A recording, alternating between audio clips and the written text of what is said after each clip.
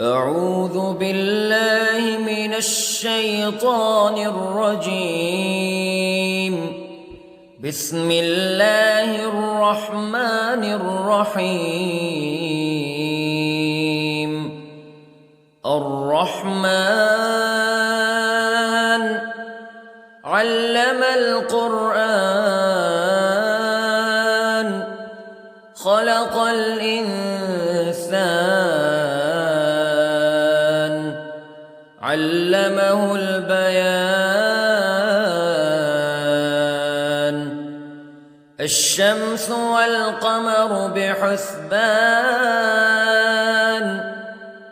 والنجم والشجر يسجدان والسماء رفعها ووضع الميزان ألا تطغوا في الميزان وأقيموا الوزن بالقسط ولا تخسروا الميزان. والأرض وضعها للأنام فيها فاكهة والنخل ذات الأكمام والحب ذو العصف والريحان فبأي آلاء ربكما تكذبان. خلق الإنسان من صلصال كالفخار وخلق الجان من مارج من نار فبأي آلاء ربكما تكذبان. رب المشرقين ورب المغربين فبأي آلاء ربكما تكذبان. مرج البحرين يلتقيان بينهما برزخ لا يبغيان فبأي آلاء ربكما تكذبان. يخرج منهما اللؤلؤ والمرجان فبأي آلاء ربكما تكذبان. وله الجوار المنشآت في البحر كالأعلام فبأي آلاء ربكما تكذبان.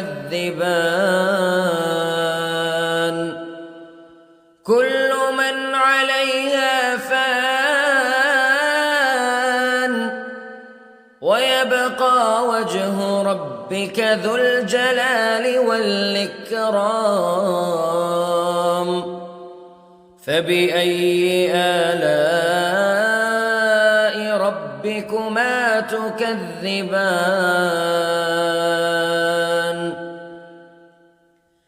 يسأله من في السماوات والأرض كل يوم هو في شأن فبأي آلاء ربكما تكذبان. سنفرغ لكم أيها الثقلان فبأي آلاء ربكما تكذبان.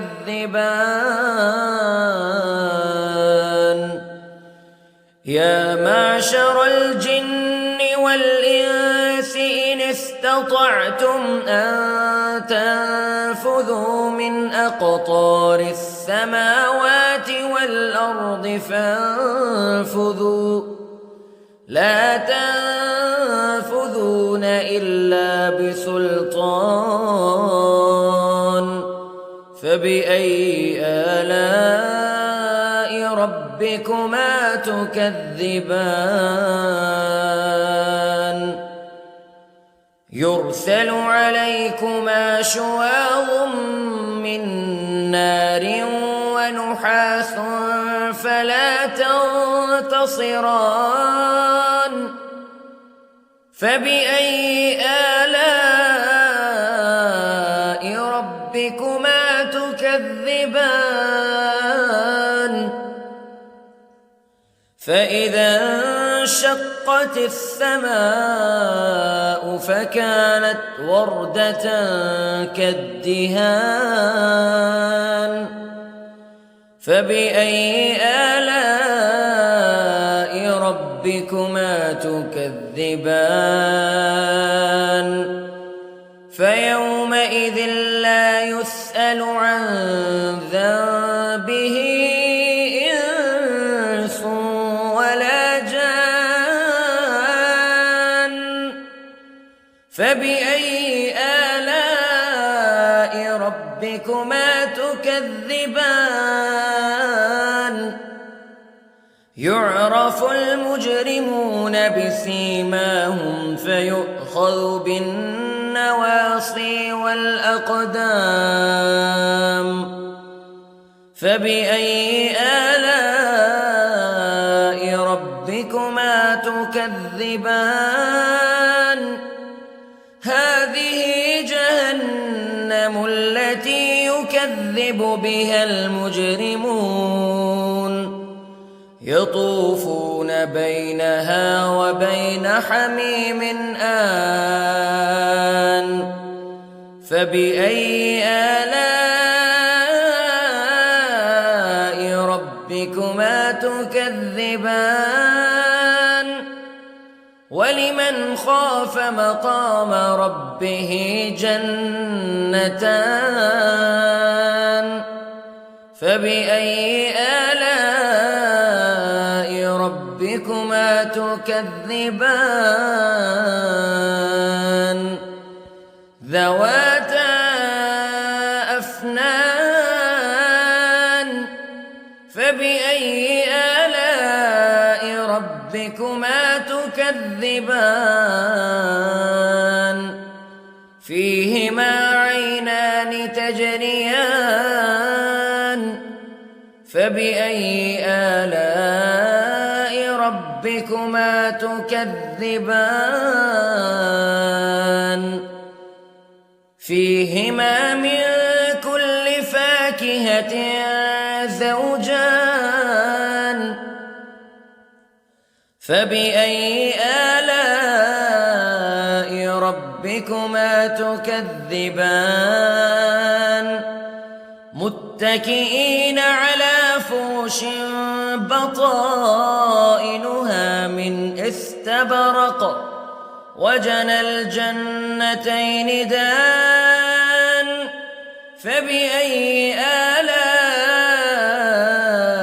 ربكما تكذبان فيهن قاصرات الطرف لم يطمثهن إنس قبلهم ولا جان فبأي آلاء ربكما تكذبان كأنهن الياقوت والمرجان فبأي آلاء ربكما تكذبان هل جزاء الإحسان إلا الإحسان فبأي آلاء ربكما تكذبان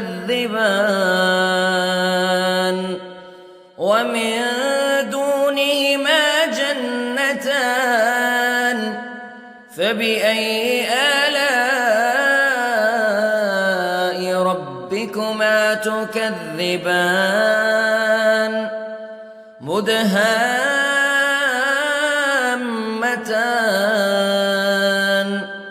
فبأي آلاء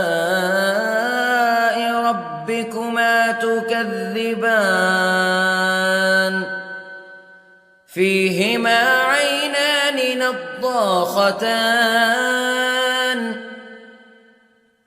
فبأي آلاء ربكما تكذبان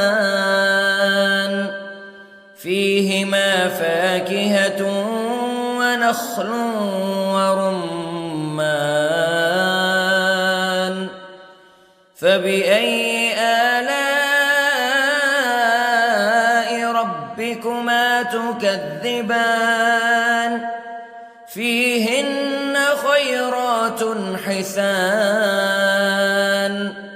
فبأي آلاء ربكما تكذبان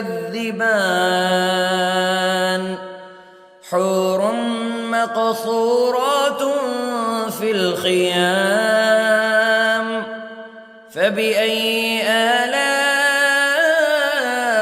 ربكما تكذبان لم يطمثهن إنس قبلهم ولا جان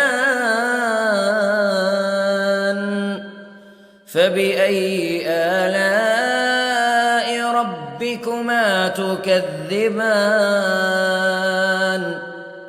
متكئين على رفرف خضر وعبقري حسان فبأي آلاء ربكما تكذبان